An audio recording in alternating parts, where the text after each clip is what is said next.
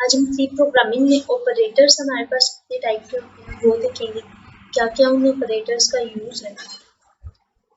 तो बेसिकली सी में हमारे पास 4 टाइप के ऑपरेटर्स होते हैं, arithmetic, relational, logical and bitwise operator. आज हम अर्थमेटिकल जो हमारे ऑपरेटर्स हैं वो पढ़ेंगे। इससे पहले असाइनमेंट ऑपरेटर हमारे पास क्या होता है।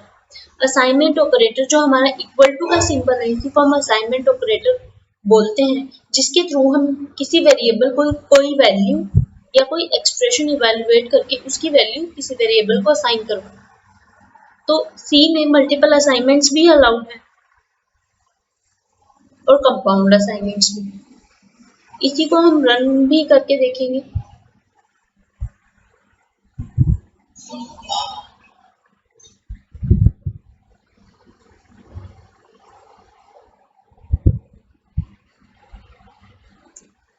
अर्थमेटिकल ऑपरेटर हमारे पास वही सिंपल अर्थमेटिक ऑपरेटर होते हैं, plus minus, multiplication, division, modulus. Modulus हमारा रिमाइंडर के लिए, जब हमें कोई रिमाइंडर वैल्यू चाहिए, डिवीजन के बाद जो रिमाइंडर हमारा बचता है वो चाहिए, उसका हमें यूज करना है, तो मॉडुलस का हम यूज करते हैं। फॉर एग्जांपल अगर हम रिवर्स किसी नंबर का निकालें तो हमें इस ऑपरेटर की नीड पड़ती है। इसके अलावा हमारे पास होते हैं increment and decrement operator. Increment operator क्या करता है, किसी वेरिएबल पर जब हम इंक्रीमेंट ऑपरेटर लगाते हैं तो वो उस वेरिएबल की जो भी वैल्यू होगी उसको बाय 1 इंक्रीमेंट कर देता है। सेम यही काम डिक्रीमेंट ऑपरेटर करता है, वो बाय 1 डिक्रीमेंट कर देता है।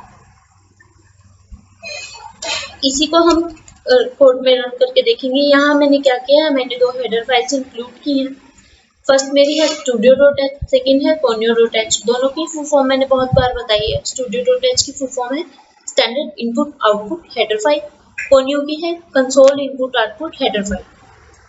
void टाइप का मैंने मेन फंक्शन बनाया है। void का मीन्स नल, मतलब जो मेरा मेन फंक्शन है वो कोई भी वैल्यू रिटर्न नहीं करेगा।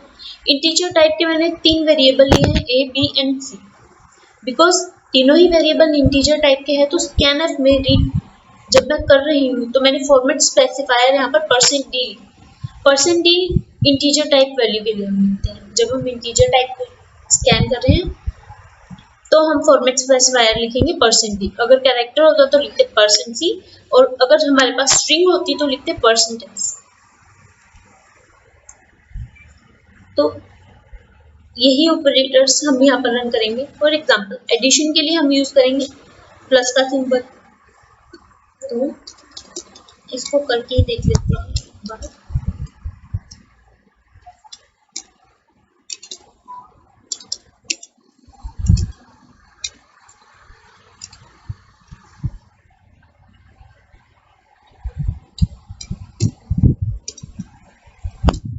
यहाँ पर मैंने क्या किया, जो मेरा a-b मुझे निकालना था तो सब्ट्रैक्शन ऑपरेटर का मैंने यूज किया और a-b प्रिंट कराया यहाँ पर। तो जो ये मैंने ये लिखा है a-b, इसको हम नॉर्मली क्या करते हैं, हम पहले एक नया वेरिएबल लेते हैं। फॉर एग्जाम्पल यहाँ पर मैंने c लिया हुआ है, उसमें a-b की वैल्यू डालते हैं और फिर c को प्रिंट कराते हैं। इससे क्या होता है, यहाँ पर मैं c ली, इससे क्या होता है, एक लाइन हमारी बढ़ गई, हमारे कोड में एक लाइन इंक्रीज हो गई।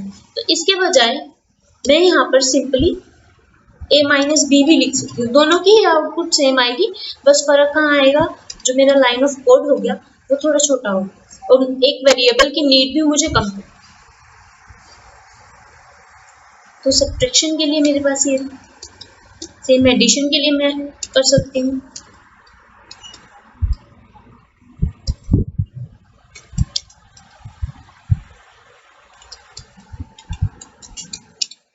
यहाँ पर मैं \n इंसर्ट कर देती हूँ, सो दैट जो मेरी नेक्स्ट लाइन, जो मेरा एडिशन होगा वो नेक्स्ट लाइन में प्रिंट होगा। यहाँ पर भी मैं \n इंसर्ट करूंगी। जो मेरा \m है वो मुझे न्यू लाइन पर मूव करेगा।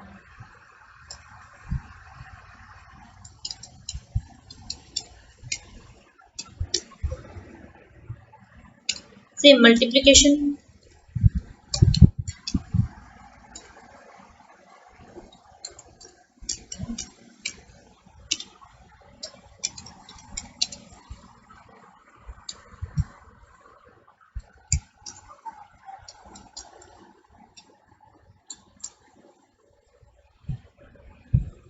Last is division. ए और बी को डिवाइड कर लेते हैं।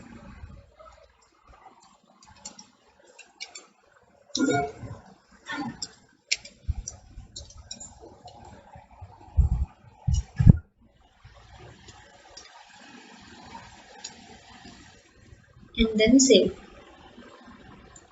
इंक्रीमेंट और डिक्रीमेंट ऑपरेटर, हम इन ऑपरेटर्स को करने की बात करेंगे। इंक्रीमेंट और डिक्रीमेंट में एक चीज और होती है, post increment and pre increment, तो उसको भी हम देखेंगे। पहले हम इस कोड को रन करते हैं। मैंने सेव किया, देन टर्मिनल पे मैं इसे कंपाइल करूंगी। मेरे कंपाइलर का नेम है जीसीसी स्पेस मेरी फाइल का नेम -o स्पेस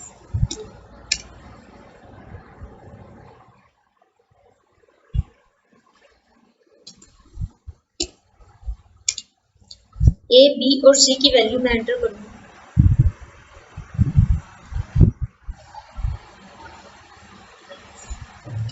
यहाँ पर बैकस्लैश n इंसर्ट करूंगी।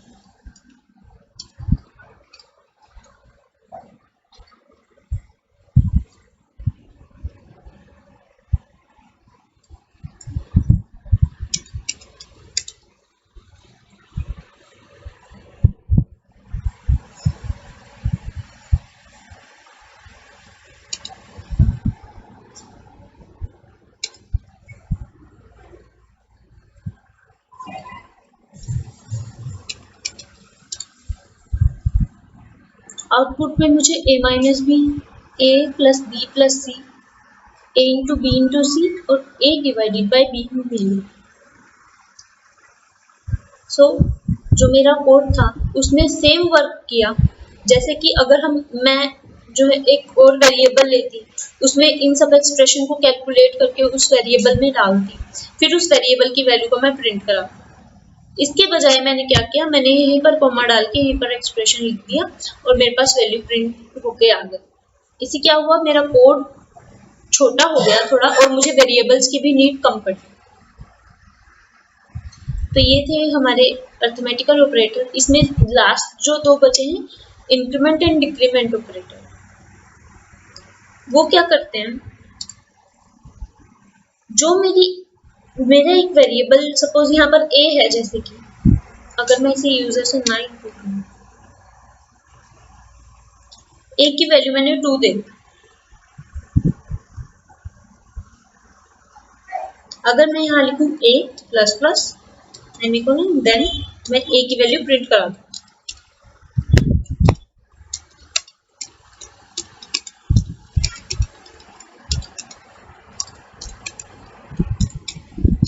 तो जो भी मेरी वैल्यू है a की 2 है यहाँ पर, वो एक इंक्रीमेंट होके मेरे पास प्रिंट होगी।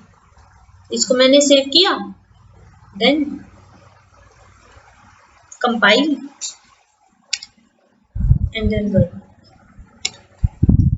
यहाँ पर मेरे पास a की वैल्यू 3 प्रिंट होगी, जबकि मैंने यहाँ पर लिखी थी 2। तो ये जो इंक्रीमेंट ऑपरेटर है, इसने क्या किया, a की वैल्यू को इंक्रीमेंट कर दिया बाय 1। अगर मैं डिक्रीमेंट करूं,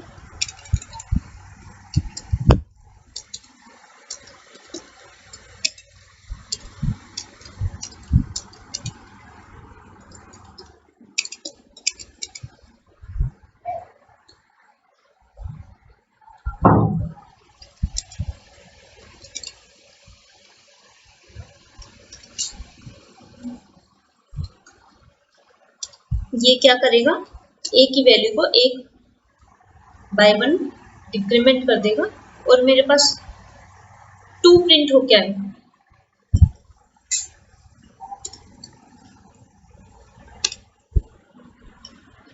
The value of a is 3 after increment 3 बन गई। फिर उसके बाद जो मेरी a की वैल्यू 3 बन चुकी थी, उसमें डिक्रीमेंट हुआ, डिक्रीमेंट ऑपरेटर के थ्रू a की वैल्यू में डिक्रीमेंट हुआ और मेरे पास a की वैल्यू डिक्रीमेंट के बाद 2 बन गई, 2 प्रिंट होके आ गई। अब प्री इंक्रीमेंट और पोस्ट इंक्रीमेंट क्या होता है, यहाँ पर मैंने एक वेरिएबल लिया है b। अगर मैं इस b को a की वैल्यू ये जो मेरी a इंक्रीमेंट लिखा हुआ है ये असाइन करा दो और फिर बी को प्रिंट करा दो। बी की वैल्यू मैं यहाँ पर प्रिंट करा दूं।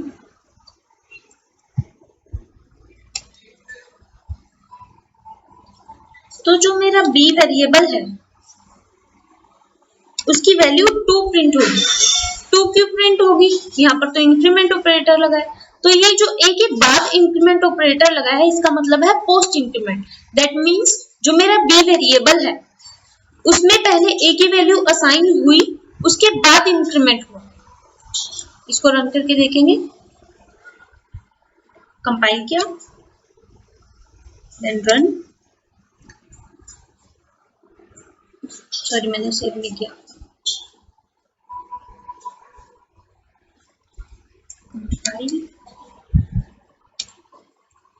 The value of B is 2। तो A की वैल्यू मेरे पास 2 थी, उसके बाद B को A की वैल्यू असाइन हुई, B की वैल्यू भी मेरे पास 2 प्रिंट हुई, उसके बाद A की वैल्यू में इंक्रीमेंट हुआ और फिर A की वैल्यू 3 प्रिंट होके मेरे पास आ गई। तो ये था पोस्ट इंक्रीमेंट, यानी कि असाइनमेंट के बाद इंक्रीमेंट होना वैल्यू। अगर यही इंक्रीमेंट ऑपरेटर मैं पहले लगा दूं, यहां पर मैंने इंसर्ट कर दिया, इसको बोलेंगे प्री इंक्रीमेंट। अब डिफरेंस देखिएगा, बी की वैल्यू 3 प्रिंट होगी। कंपाइल किया, देन रन। अब मेरे पास जो बी की वैल्यू है वो 3 प्रिंट हुई, फिर ए की वैल्यू 3 प्रिंट हुई और आफ्टर डिक्रीमेंट ए की वैल्यू मेरी 2 प्रिंट हुई। ऐसा क्यों हुआ? इसको हम बोलते हैं प्री इंक्रीमेंट, या अगर यहाँ पर माइनस माइनस हम लिखते तो उसको बोलते हैं हम प्री डिक्रीमेंट। तो पहले ए की वैल्यू में इंक्रीमेंट हुआ, उसके बाद वो मेरे बी वेरिएबल को असाइन, और फिर मेरे पास बी की वैल्यू भी 3 प्रिंट होके आ गई। तो ये डिफरेंस है प्री इंक्रीमेंट और पोस्ट इंक्रीमेंट में, बेसिक डिफरेंस है ये। तो ये थे हमारे अरिथमेटिकल ऑपरेटर्स। नेक्स्ट हम करेंगे लॉजिकल ऑपरेटर और उसके बाद रिलेशनल ऑपरेटर। लॉजिकल और रिलेशनल ऑपरेटर दोनों ही साथ में वर्क करते हैं।